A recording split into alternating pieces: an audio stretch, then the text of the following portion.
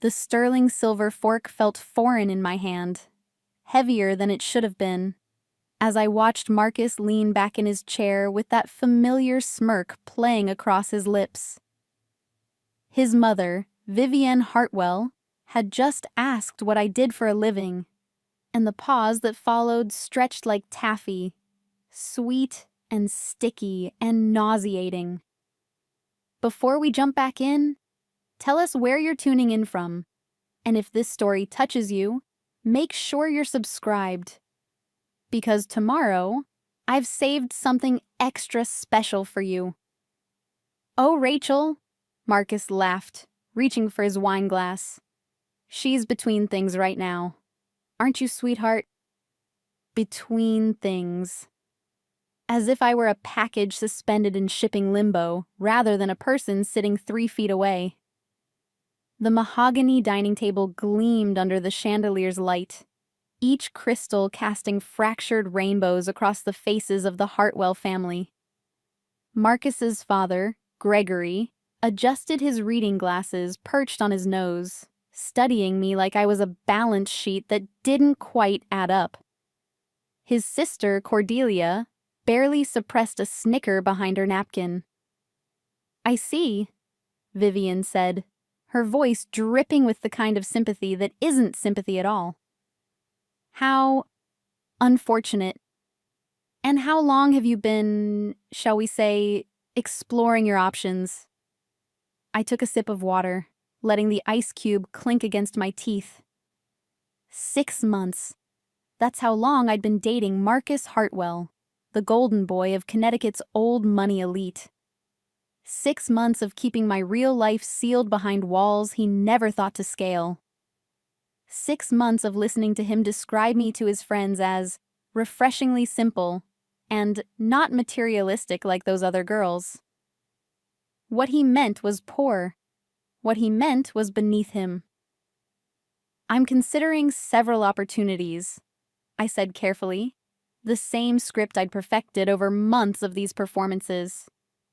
"The market has been challenging." "Hasn't it, though?" Gregory interjected, cutting into his beef Wellington with surgical precision. "We've certainly felt the pinch ourselves. These new lending regulations, the interest rates, all of it squeezing the life out of honest businessmen. The banks have become predatory. Absolutely predatory." I felt my jaw tighten involuntarily.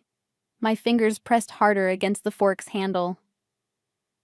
"Father's having trouble with some loan restructuring," Marcus explained, his hand finding my knee under the table. The gesture might have seemed comforting to an observer, but I felt the condescension in it, the proprietary claim. Nothing we can't handle, of course. The Hartwell name still carries weight in this state. The Hartwell name. I'd heard about it ad nauseum since our first date at that overpriced Italian restaurant where Marcus had ordered for me without asking what I wanted. The Hartwells of Hartford. 3 generations of real estate developers who'd built half the commercial district before the 2008 crash. They'd survived that storm, Marcus loved to remind me, because old money knows how to weather hard times. What Marcus didn't know, what none of them knew, was that I'd spent the last 3 years studying exactly how the Hartwells had weathered those hard times. Every loan restructuring, every property leveraged, every shell company created to shield assets while regular people lost their homes. My dissertation at Yale had been focused on predatory lending practices in Connecticut, and the Hartwell family had featured prominently in Chapter 7, though I'd been careful to change their names for publication. "Rachel doesn't really understand these complex financial matters," Marcus continued, squeezing my knee again. "Do you, babe?" Cordelia actually laughed out loud this time. "Well, she's pretty, Marcus. That counts for something." Pretty. I wanted to throw my water in her face. Instead, I smiled sweetly, the same smile I'd practiced in mirrors since I was 16. working double shifts at my mother's diner while applying to colleges no one in my family had ever dreamed of attending. "You're too kind," I murmured. "I still don't understand what Marcus sees in someone so ordinary," Vivian said to Gregory, as if I weren't sitting right there. "No family connections, no education to speak of, no career prospects.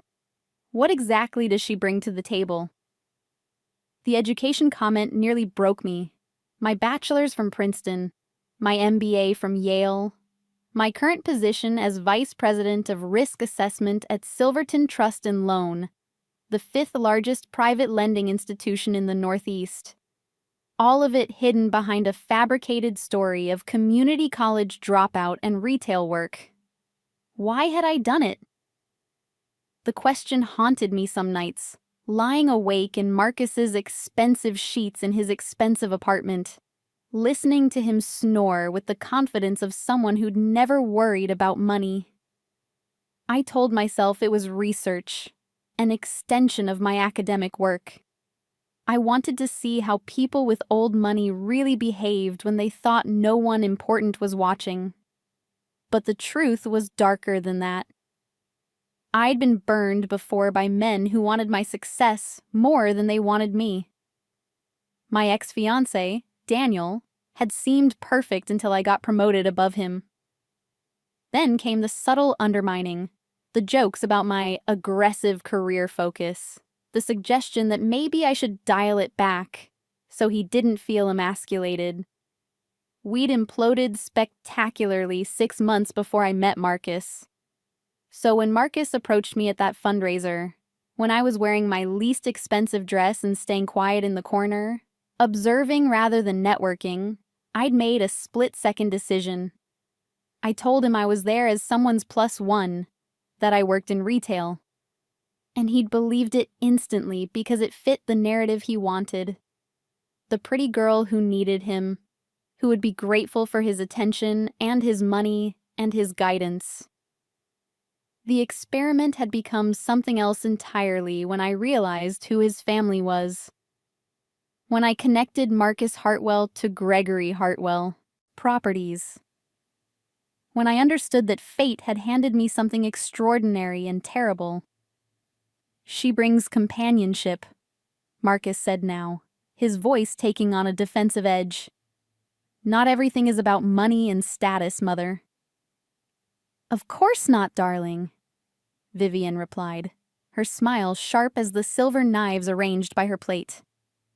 "But it certainly helps, doesn't it? Especially now, with everything your father is dealing with." I caught the look that passed between Gregory and Vivian. Worry, thinly veiled by their aristocratic masks. They were scared, I realized. And they should be. 3 weeks ago, Silverton Trust had acquired a portfolio of distressed commercial loans from a failing regional bank. Standard business. We'd been analyzing the accounts, looking for recoverable assets, potential restructures, and likely foreclosures. That's when I'd seen it. Hartwell Properties. $67 million in outstanding loans, most of them already in default. All secured by properties that were worth maybe 40% of their assessed value on paper. The Hartwells were drowning, and they didn't even know the water was already over their heads. My supervisor, Catherine Reeves, had assigned me the account before I could recuse myself, before I could explain that I had a personal connection. By the time the file landed on my desk, Catherine was already in emergency surgery for a ruptured appendix, and I was interim head of the department. The review period was 30 days. We were on day 23. "How is the loan situation, Father?" Cordelia asked, apparently deciding to abandon all pretense of polite dinner conversation. "You said you were meeting with the bank this week." "Next week," Gregory corrected, his jaw tightening. "We're negotiating terms with some new institution that bought our paper. Silverton something. Never heard of them, but they seem reasonable enough. Our attorney is confident we can restructure. I nearly choked on my water. Marcus patted my back. You okay? Fine, I managed. Wrong pipe. Preparing and narrating this story took us a lot of time, so if you are enjoying it, like this video, it means a lot to us. Now back to the story. Reasonable. They thought Silverton was reasonable because they were used to dealing with their old bank, First Hartford Trust, where Gregory's college roommate sat on the board. First Hartford had extended their loans year after year, ignoring market conditions and basic risk assessment because of relationships and country club memberships and the soft corruption that old money called networking. But First Hartford had failed spectacularly 9 months ago, and Silverton had cherry-picked their best accounts. The Hartwells weren't among the best accounts. They were among the worst. I'm sure it will work out, Marcus said confidently. Father always figures these things out. He's brilliant with money. Brilliant with money. The man who'd taken out variable rate loans at the peak of the market, who'd built luxury condos in neighborhoods that couldn't support luxury prices, who'd mortgaged properties he already owned to finance properties he couldn't afford. If Gregory Hartwell was brilliant with money, I was the Queen of England. Of course he will, I said softly. He seems very capable. Vivian smiled at me then, a genuine expression of appreciation for my deference. You're a sweet girl, Rachel. Perhaps Marcus is right to keep you around. You don't have ambitions to speak of, which means you won't be competing with him. Some women these days are so aggressive about their careers. It's unfeminine. I thought about my office on the 42nd floor of Silverton Tower. The view of the harbor. The Eames chair behind my custom desk. The awards on my wall for risk assessment innovation. The team of 15 analysts who reported to me. The salary that was probably triple what Marcus made at his father's company. I believe in supporting my partner, I said instead. See? Marcus beamed, his arms sliding around my shoulders. This is why I'm crazy about her. She gets it. She understands what's important in a relationship. What's important in a relationship? Knowing your place. That's what he meant. Being satisfied with scraps from the table while the real feast happened without you. Dinner dragged on through 3 more courses.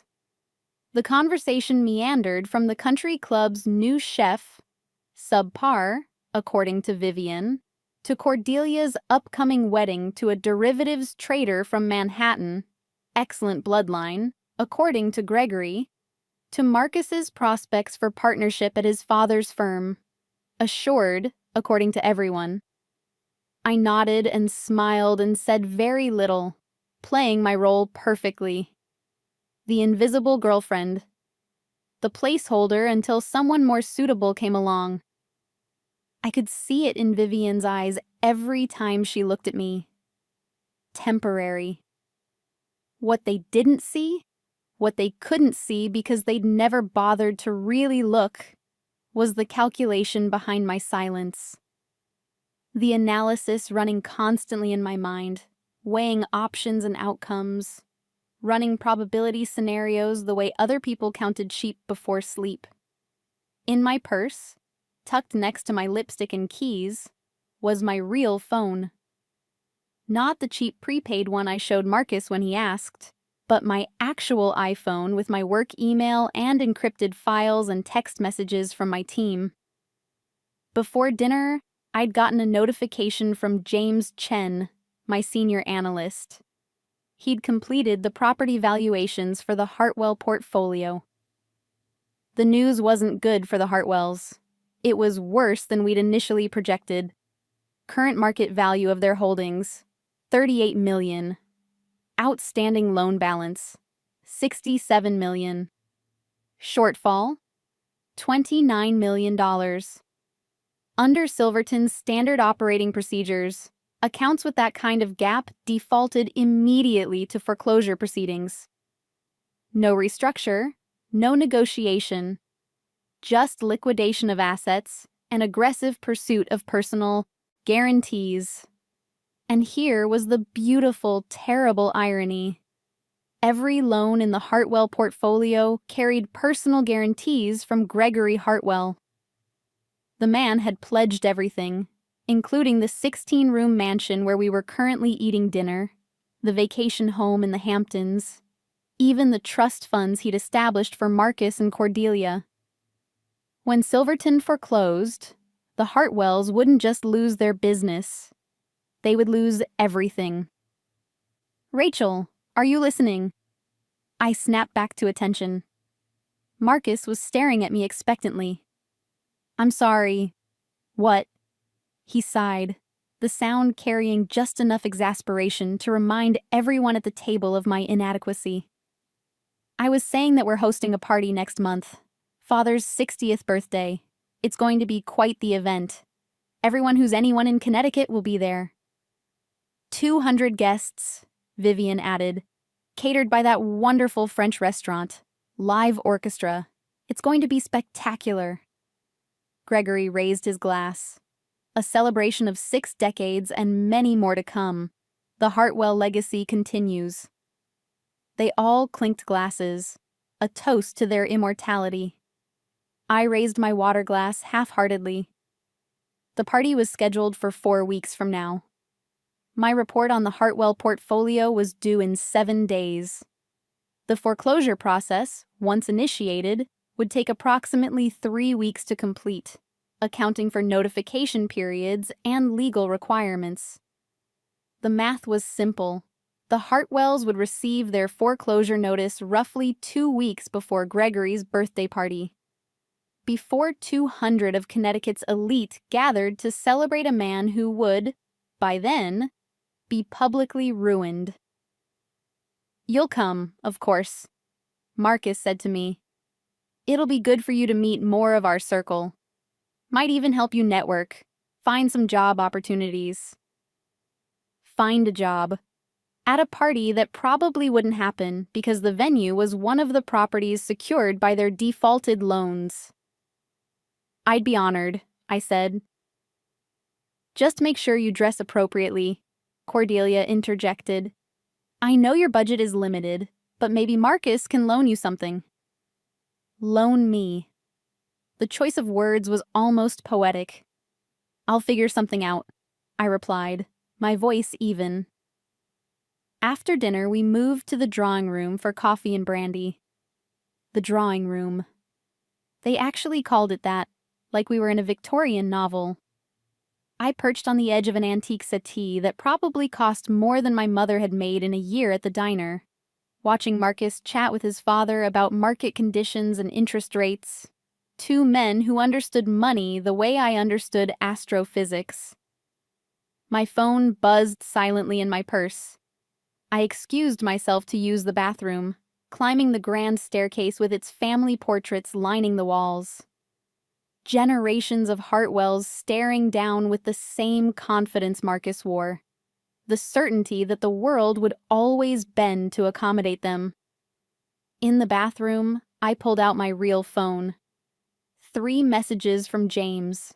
"Boss, the numbers are worse than we thought. Found some offshore accounts they tried to hide. This is a criminal referral situation.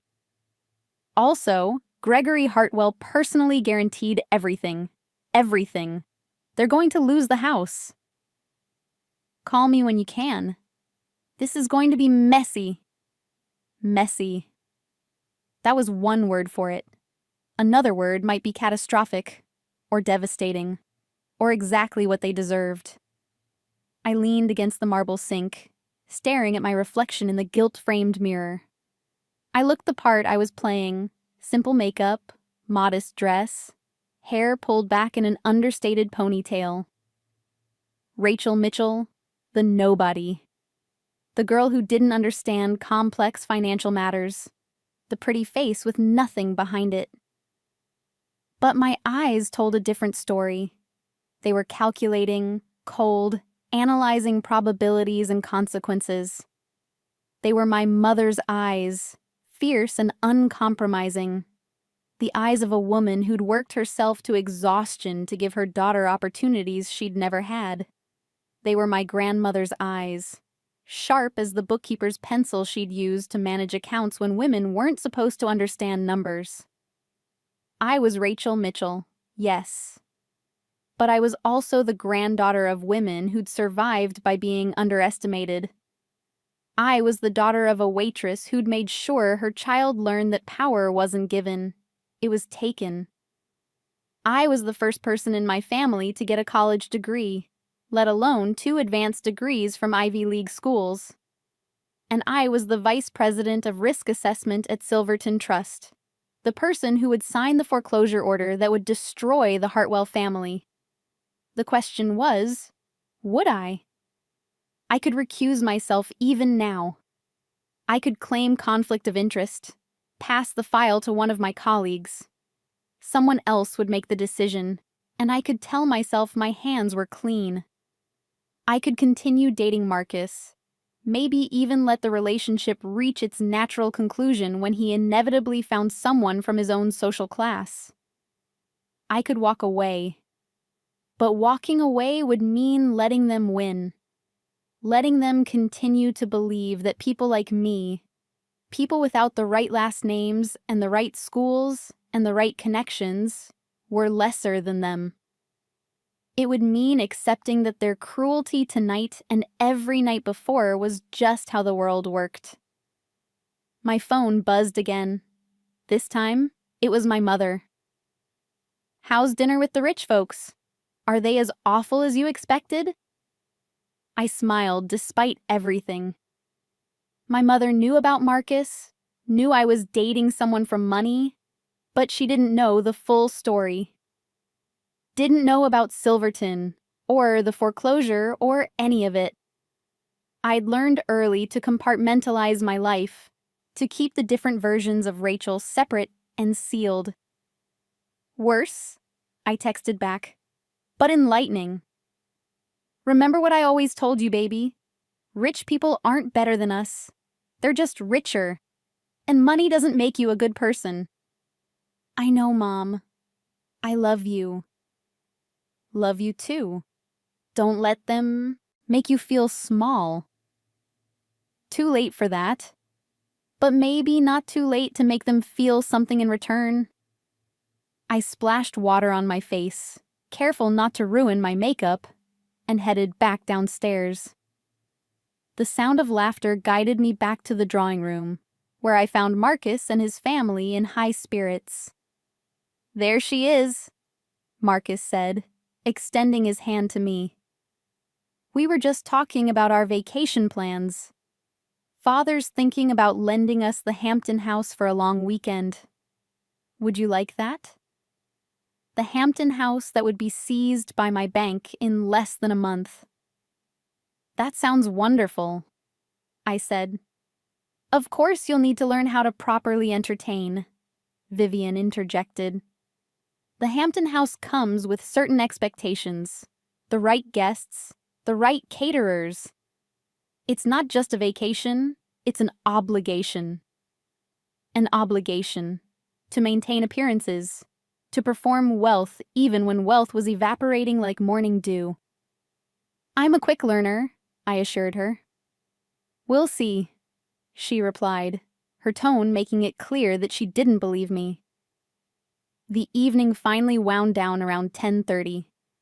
Gregory shook Marcus's hand and gave me a brief, dismissive nod. Vivian air-kissed near my cheeks without actually touching me. Cordelia was already on her phone, ignoring my goodbye entirely. In Marcus's Tesla, driving back toward his apartment in the city, the silence felt thick enough to choke on. "They liked you," he said finally. I turned to look at him, searching for signs of irony, but found none. He genuinely believed what he was saying. "Did they?" "Absolutely. Mother said you were sweet. That's high praise from her." "Sweet. Like a child or a pet. Not an equal. Never an equal. I'm glad. I managed. His hand found mine across the center console. I know they can be a bit much sometimes, but they mean well. They just want the best for me. And honestly, they're worried about money right now, which makes them cranky. Once this loan thing gets sorted out, they'll relax. The loan thing.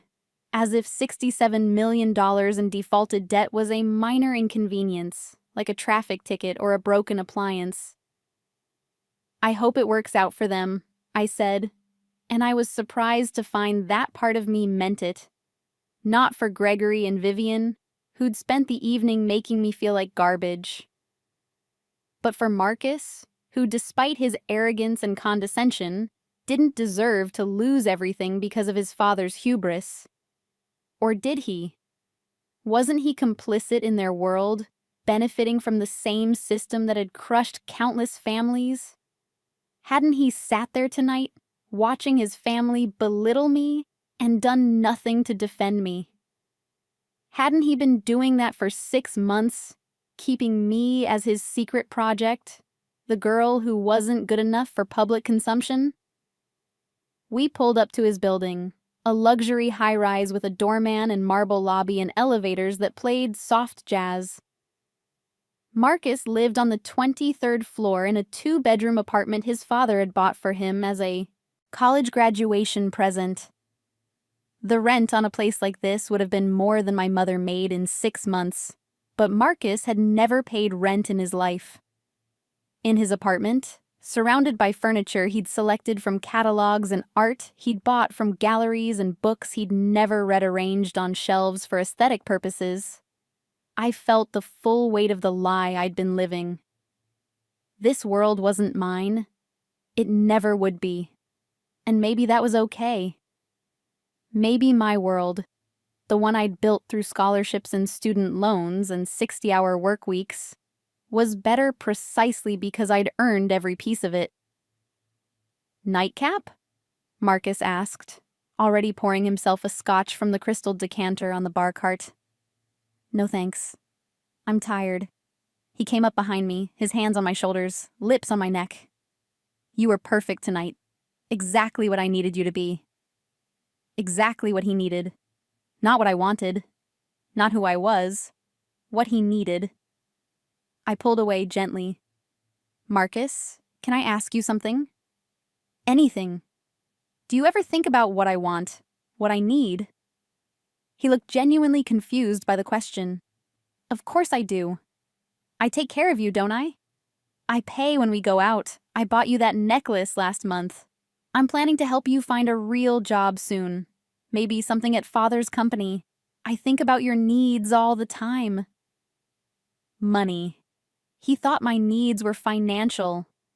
It hadn't occurred to him that I might need respect, or equality, or to be seen as something more than a project to be managed. That's not what I meant. Then what did you mean? I could tell him the truth right now. I could end this experiment, reveal who I really was, and watch his face cycle through confusion and disbelief and maybe, eventually, embarrassment. But the timing was wrong. The story wasn't finished yet. Nothing, I said. I'm just tired.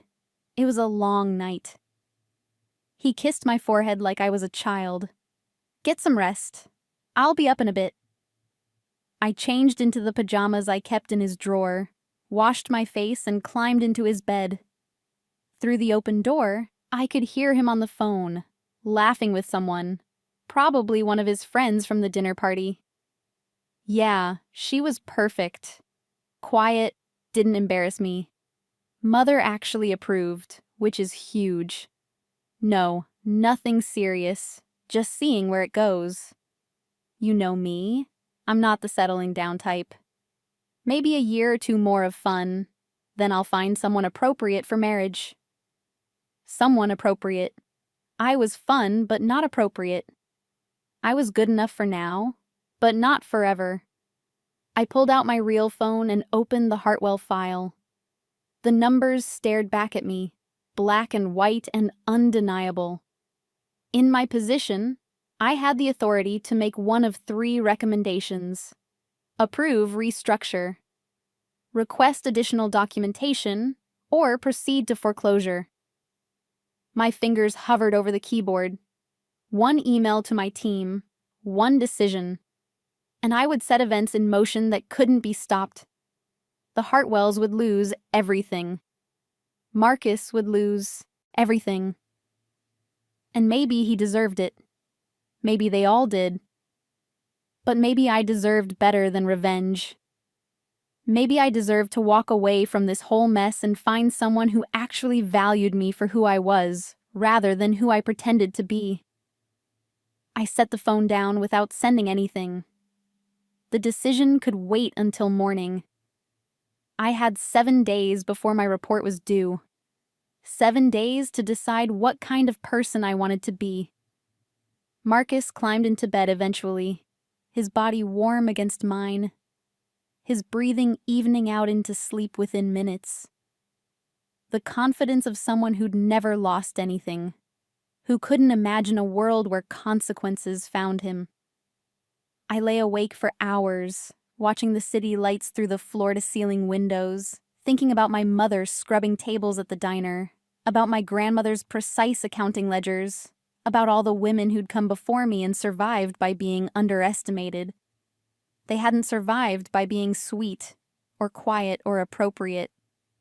They'd survived by being smart, by seeing opportunities and taking them, by understanding that power never apologized for itself.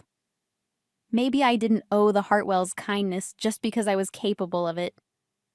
Maybe the world didn't work that way. Maybe sometimes the people who treated you like you were nothing needed to learn what nothing actually felt like.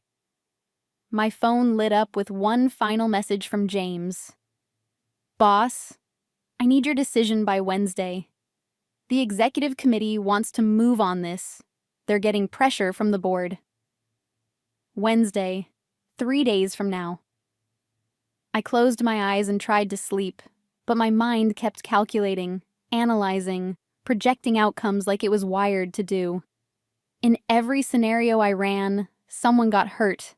The only variable was who. By the time dawn broke over the city, painting Marcus's apartment in shades of gold and gray, I still hadn't decided. But I was close. So close I could feel the weight of it settling into my bones like weather before a storm.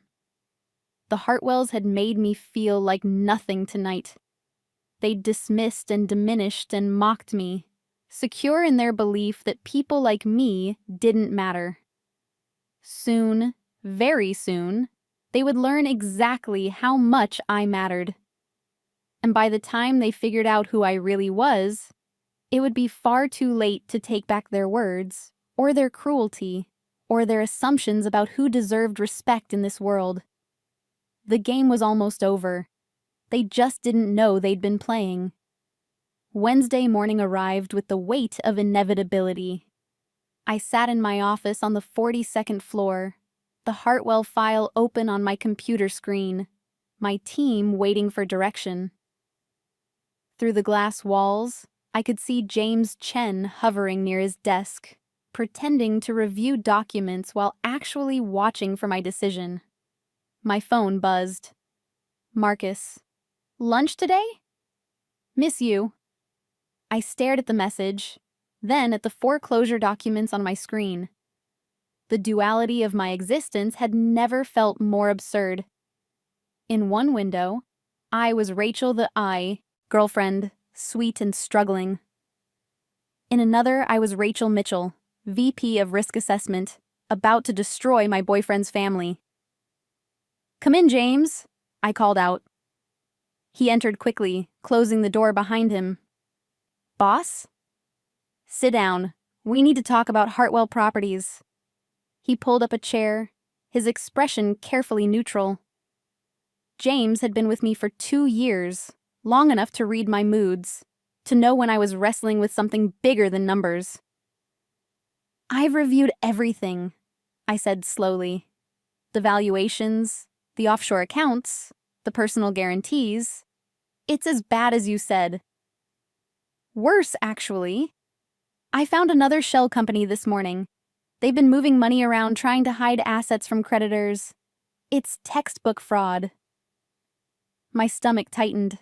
How bad? Criminal referral bad.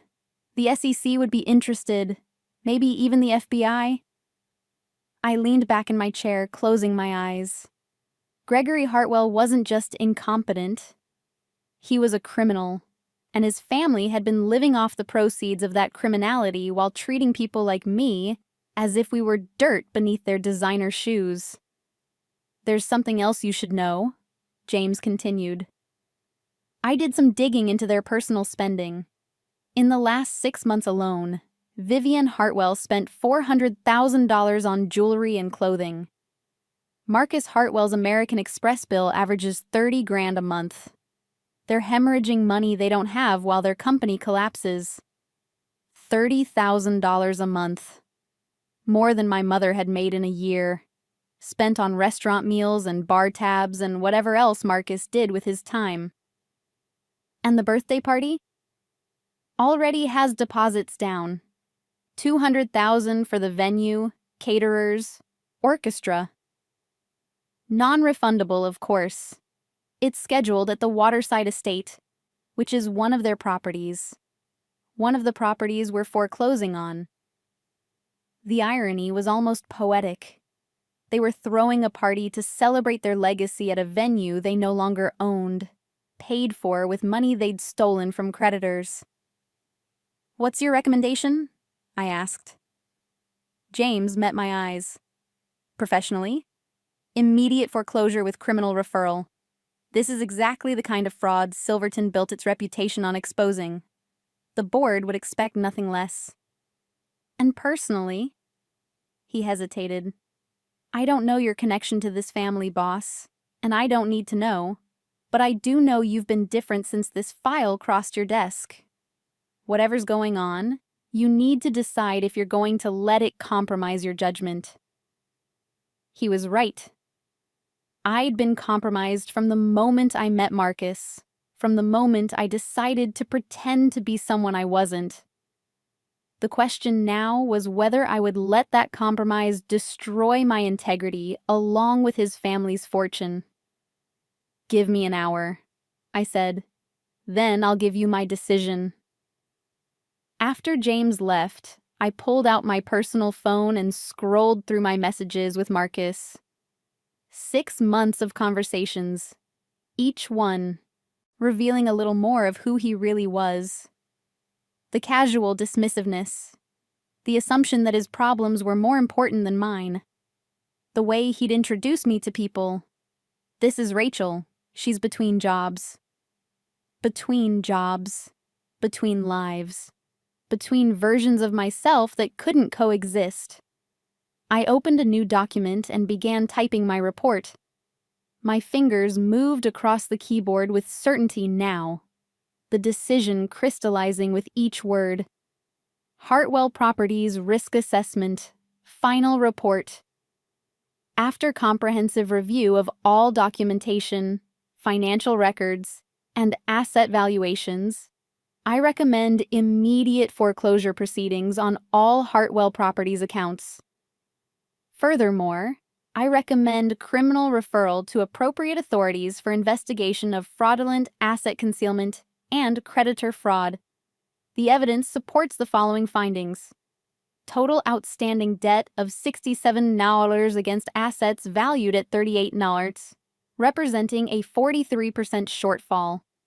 Systematic concealment of assets through offshore shell companies. Continued personal expenditures in excess of $500K monthly while in default.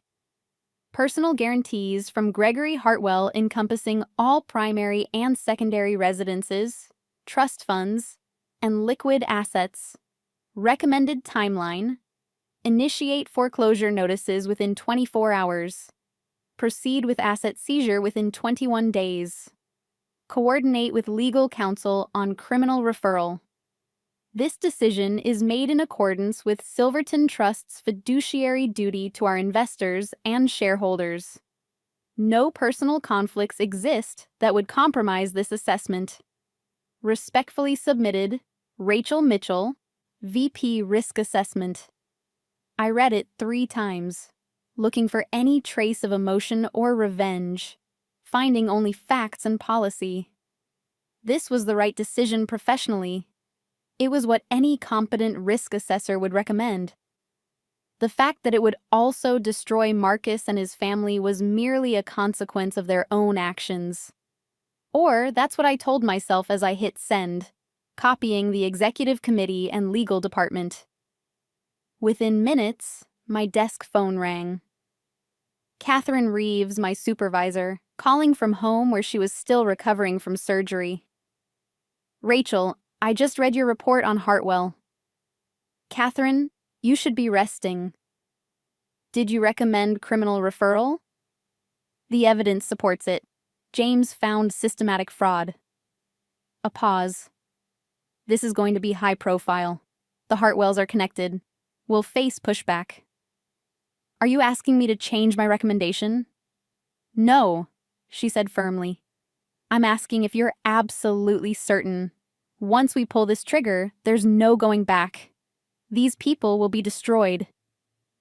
I thought about Vivian's condescending smile, Gregory's dismissive nod, Cordelia's laughter, Marcus's hand on my knee, claiming ownership of something he'd never valued. I'm certain, I said. They made their choices. Now they get to live with the consequences. All right, I'll back your recommendation to the board. Expect legal to reach out within the hour to coordinate. Timing. After she hung up, I sat in the silence of my office, waiting to feel something. Guilt, maybe, or satisfaction. But there was only emptiness, the hollow feeling of a game finished, a role concluded. My phone buzzed. Marcus again. Seriously, can we do lunch? I have news. News. I wondered what kind of news he thought was important, unaware that his entire world was about to implode. Sorry, crazy day at work, I typed back, then stopped. Work. I'd never told him where I worked, had always been vague about my retail job. I deleted the message and wrote instead, busy today. Maybe dinner? Can't tonight. Father's emergency meeting about the loan. Should be fine, though. Our lawyer says the new bank has been very reasonable. Reasonable? They thought Silverton was reasonable because we hadn't acted yet. Because we'd been thorough and careful and professional. But reasonable and mercy were not the same thing. Legal called at 2 p.m. By 3, the foreclosure notices were drafted. By 4, process servers were being dispatched. By 5, it was done. The Hartwells would receive their notices by end of business the next day. They would have 72 hours to cure the default, which was impossible given the amounts involved. Then the seizures would begin. I should have felt powerful. Instead, I felt tired. That night, I went home to my own apartment, the one Marcus had never seen, the one that reflected who I actually was. Modern furniture I'd selected myself. Art I'd bought from student shows.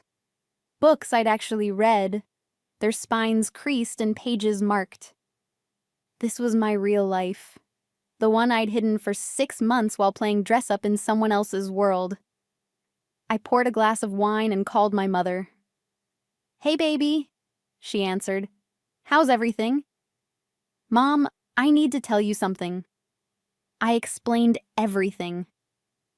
The lies I'd told Marcus, the Hartwell family, the foreclosure I'd just approved.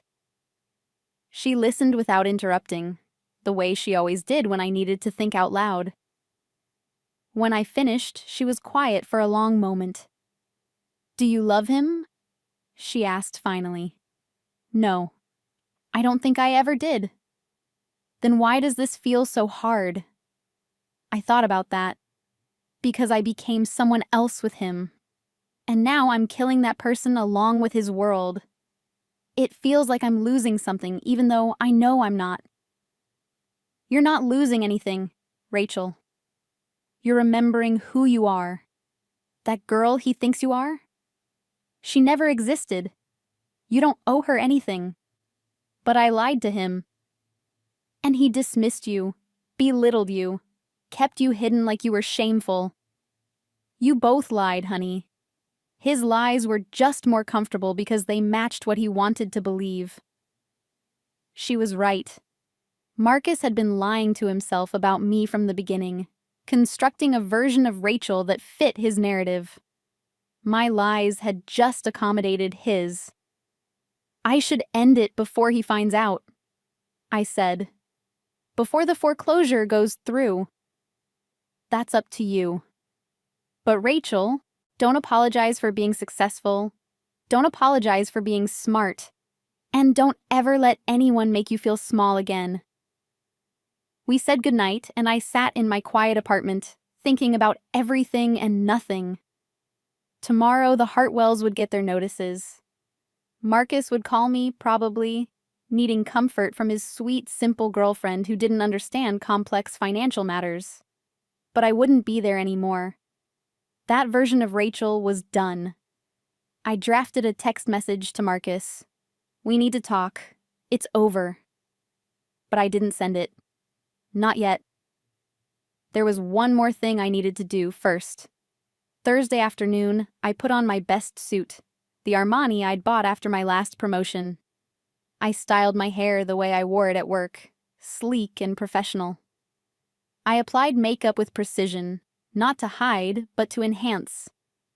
I looked at myself in the mirror and saw exactly who I was. Powerful, competent, done pretending. I drove to Hartwell Properties headquarters in downtown Hartford. Their office occupied the top floor of a building they were about to lose. The receptionist looked confused when I asked for Gregory Hartwell. Do you have an appointment? Tell him Rachel Mitchell from Silverton Trust is here. He'll want to see me. 5 minutes later, I was being ushered into a corner office where Gregory sat behind a massive desk, his face gray with stress. Marcus was there too, and his mother, Vivienne. They all stared at me like I was a stranger who'd wandered in off the street. Can we help you? Gregory asked impatiently.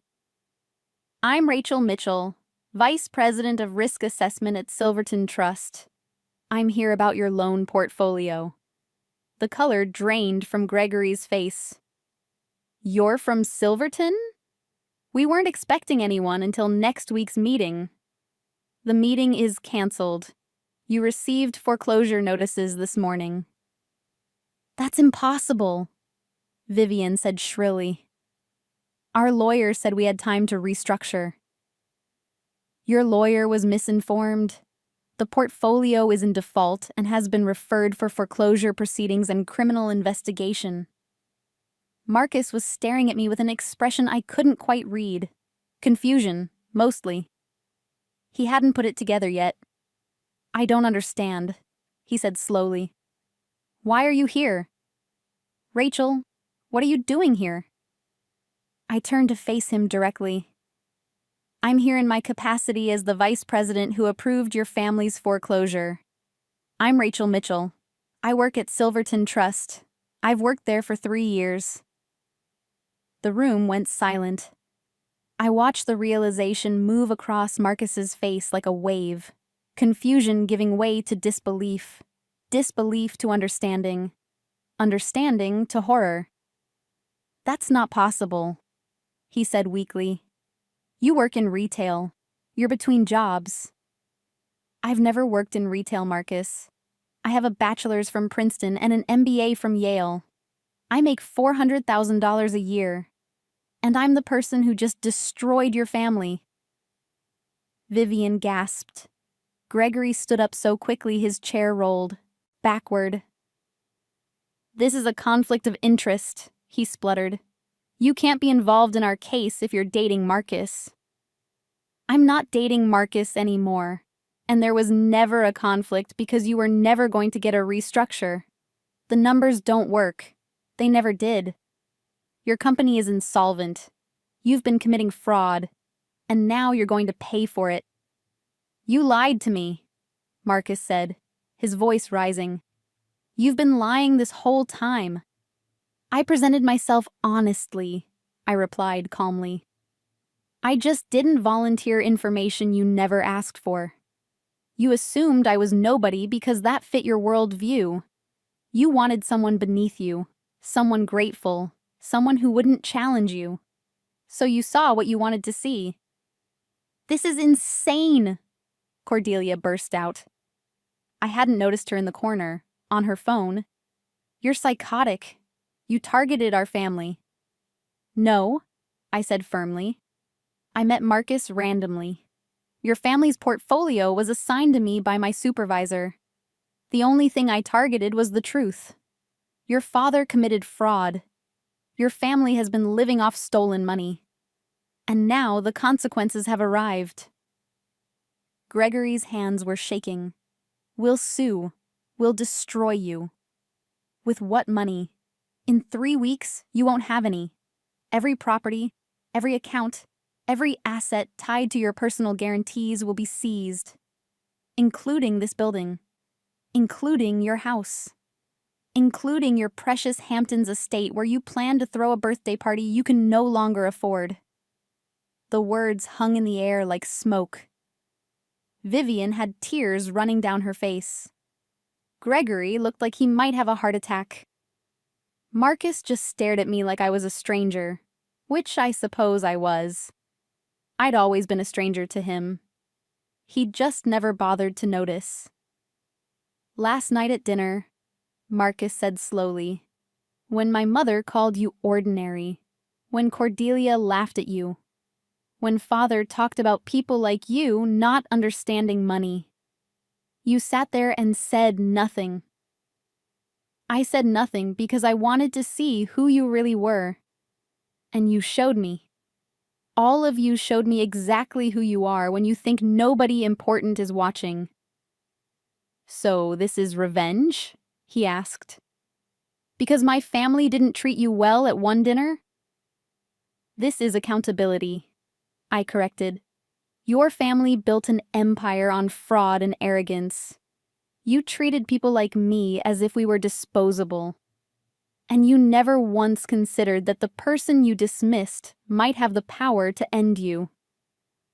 I pulled an envelope from my briefcase and placed it on Gregory's desk. "This contains the complete foreclosure timeline, contact information for our legal department, and documentation of the criminal referral we've filed. You have 72 hours to vacate any properties not designated as primary residence. After that, we begin seizures." "You can't do this," Vivian whispered. "I already have. The question now is what you do next. You can spend your remaining resources on lawyers who will tell you what you want to hear. Or you can accept reality and try to salvage whatever pieces you can." I turned to leave, then paused at the door. "Marcus, the necklace you bought me last month? I'm having it appraised and donating the value to a scholarship fund for students from low-income families. Students like me. Students you would have dismissed as not understanding complex financial matters." His face flushed red. "I loved you." "No, you didn't. You loved the idea of me. The grateful girlfriend who made you feel generous and important. You never loved the real me because you never bothered to know her." I walked out of that office with my head high, my heels clicking against marble floors that would soon belong to Silverton Trust. Behind me, I heard Vivian's sobs, Gregory's shouted threats, Marcus calling my name. I didn't look back. 3 weeks later, the foreclosure was complete. The Hartwells lost everything except one modest property Gregory had somehow kept in his mother's name. The birthday party was canceled. The criminal investigation was ongoing. The Connecticut social scene was ablaze with scandal. And I was in my office, reviewing new accounts, doing my job the way I'd always done it, with precision, integrity, and no apologies. My mother called that afternoon. "I saw the news about the Hartwells. Are you okay? I'm fine, Mom. Better than fine, actually. Any regrets? I thought about that. About Marcus and his family. About the life they'd lost. About the role I'd played in their downfall. No, I said finally. They made their choices. I just held them accountable. That's my girl. Oh, and Rachel. I'm proud of you. Not for destroying them, but for refusing to be destroyed. After we hung up, I stood at my window, looking out over the city. Somewhere out there, Marcus was probably drowning his sorrows, telling his friends about the crazy woman who'd ruined his life. Vivian was probably calling everyone she knew, trying to salvage their reputation. Gregory was probably meeting with lawyers who couldn't save him. And I was here, in my office, being exactly who I'd always been, Rachel Mitchell, the girl who understood numbers better than anyone gave her credit for. The girl who refused to be underestimated ever again. My phone buzzed with a message from James. New portfolio just came in. Looks messy. Want to take lead? I smiled and typed back, "Send it over, I'm ready." Because that's what I did. I assessed risk. I uncovered fraud. I held people accountable for their actions. And if sometimes those people happened to be the ones who treated me like I was nothing, well, that was just the universe evening its accounts. The Hartwells had taught me something valuable in the end. Power doesn't announce itself. It doesn't need to. It just acts, quietly and decisively, while everyone else is too busy underestimating you to notice what's coming. I'd been underestimated my whole life. By teachers who didn't expect a diner waitress's daughter to make it to Princeton. By men who thought my ambition was aggressive and unfeminine. By people like the Hartwells who looked at me and saw nothing worth seeing. But I'd learned to use that underestimation like armor, like a weapon, like a secret advantage nobody knew I had. And now, standing in my office with my expensive view and my hard-earned credentials and my absolute certainty about who I was, I realized something important. I didn't need Marcus or his family to validate me. I didn't need their approval or their respect or their understanding. I had validated myself through years of work and sacrifice and refusing to accept anyone else's limitations. The Hartwells were nobody. They'd always been nobody, propped up by money they didn't earn and status they didn't deserve, mistaking inheritance for intelligence and cruelty for strength. But me? I was somebody. I'd always been somebody. They just hadn't been paying attention. 6 months later, I ran into Marcus at a coffee shop downtown. He looked thinner, worn, like the gloss had been stripped away to reveal something fragile underneath. He saw me and froze, his face cycling through emotions too quickly to name. "Rachel," he said finally. "Marcus." An awkward silence stretched between us, filled with everything we'd been and everything we'd never actually been. "How are you?" he asked, like we were strangers making small talk. "Good. You?" "Managing. Working at a friend's firm now. Nothing glamorous." He laughed bitterly. "Turns out my resume isn't very impressive when you take away the family name." I should have felt satisfaction, but I just felt sad. Sad for the time we'd wasted, the lies we'd both told, the potential that had been poisoned by inequality and arrogance. "I'm sorry it ended the way it did," I said, and meant it. "Are you?" His eyes searched mine. "You seemed pretty certain about destroying us." "I didn't destroy you, Marcus. I just stopped protecting you from your own choices. There's a difference." He nodded slowly, looking down at his coffee. "Father's probably going to jail. Mother's moved in with Cordelia. We sold everything that wasn't seized. Everything." "I know." "Did you plan it? From the beginning?" "No." I just wanted to see if you were different. If maybe I'd been wrong about people like you. And was I? Different? I thought about all the dinners, all the dismissals, all the times he'd introduced me as if I were a pet project rather than a person. No, I said honestly. You were exactly what I expected. He flinched like I'd slapped him. You know what the worst part is? I actually cared about you. Maybe not in the right way, but I did care. I know you did, Marcus. But caring isn't enough when you don't respect someone. And you never respected me. You couldn't, because your entire worldview required people like me to be less than you. I never thought you were less than me, he protested. You introduced me to your parents as nobody. You made jokes about my unemployment to your friends. You talked about me like I was temporary, something to enjoy before you found someone appropriate to marry. That's not respect, Marcus. That's possession. His face colored. I heard you got promoted. Senior VP now? Yes. Congratulations. I mean that. Thank you. Another silence. This one softer. We were standing in a coffee shop, two people who'd shared a bed and secrets and 6 months of lies, and we had nothing left to say to each other. I hope you find what you're looking for, Marcus said finally. Someone who sees you. Really sees you. I hope you learn to see people, I replied. Really see them. Before you lose everything again. He nodded and walked away, and I watched him go. This man who'd thought he was superior to me, who'd learned too late that superiority was a story people told themselves to justify their cruelty. I didn't hate him. I just didn't need him anymore. Didn't need his validation or his family's approval or any of it. I was enough, exactly as I was.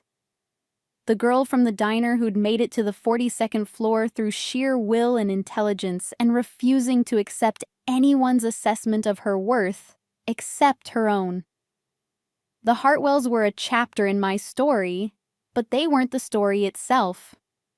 My story was bigger than their downfall, bigger than their arrogance, bigger than their inability to imagine that the girl they dismissed could be the one who'd end them. My story was about power, yes, but not the kind they understood. Not the power of money or status or inherited names. The power of competence, of truth, of refusing to be diminished by people who needed you to be small so they could feel large. I finished my coffee and walked back to my office, back to my life, back to being exactly who I'd always been underneath the disguise. Rachel Mitchell. Nobody. Everybody. The girl who proved that the most dangerous thing in the world isn't the enemy you can see. It's the one you never bothered to notice at all. The end. Up next, you've got 2 more standout stories right on your screen. If this one hit the mark, you won't want to pass these up. Just click and check them out. And don't forget to like, subscribe, and turn on the notification bell so you don't miss any upload from us.